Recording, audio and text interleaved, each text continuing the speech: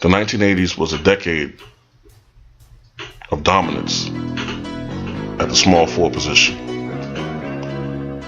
Yet even James Worthy stood out amongst this group.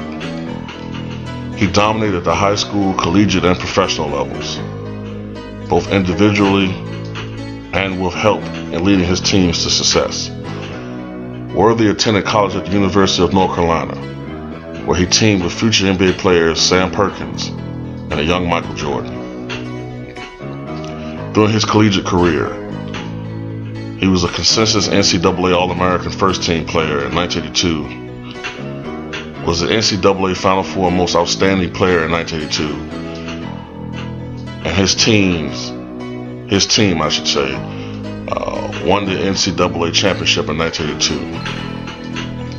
The 6'9", 225-pound Worthy was drafted in 1982 by Los Angeles Lakers, and he made an immediate impact.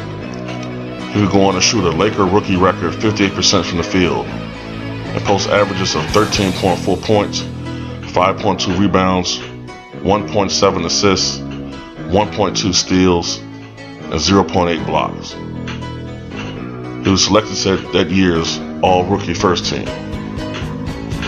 The Lakers' exciting fast break style, nicknamed Showtime, was suited for James Worthy's game. He was fast, had an explosive first step, could score with either hand, and could create his own shot. He had a very effective turnaround jump shot. It was one of the best baseline post players at his position in the NBA. Another thing that was amazing about Worthy is he was able to score approximately 20 points per game, despite the fact that the Lakers seldom called a play for him.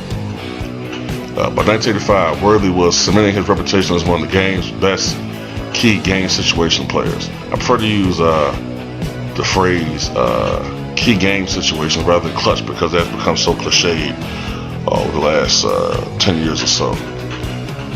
Finally, by 1987, with Kareem Abdul-Jabbar finally beginning to show his age, James Worthy, along with Magic Johnson, had to take bigger roles offensively to compensate.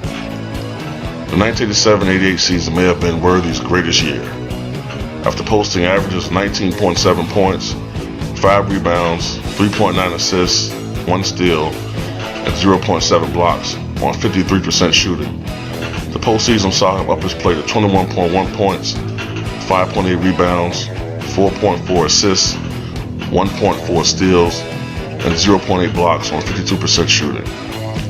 His triple-double of 36 points, 16 rebounds, and 10 assists in Game 7 of the 1988 NBA Finals in a victory helped to earn him NBA Finals Most Valuable Player honors. By the early 1990s, age, mileage, injuries, and a knee surgery had robbed Worthy of much of his explosiveness and agility, resulting in him becoming a shell of his former self. He retired in November 1994 and was inducted into the Naismith Basketball Hall of Fame in 2003, his third year of eligibility. For his career, Worthy averaged 17.6 points, 5.1 rebounds, 1.1 steals, 3 assists, and 0.7 blocks on 52.1% shooting. In the playoffs, Big Game James stepped his game up even more, putting up averages of 21.1 points, 5.2 rebounds, 3.2 assists, 1.2 steals, 0.7 blocks, and a rarity, shooting higher in the playoffs than in the postseason at 54.4% from the field. He was a 3-time NBA champion, aforementioned 1988 NBA Finals MVP. He was a 7-time NBA All-Star. 2 times he was named to the All-NBA third team. My 9th greatest small forward of all time, James Big Game Worthy.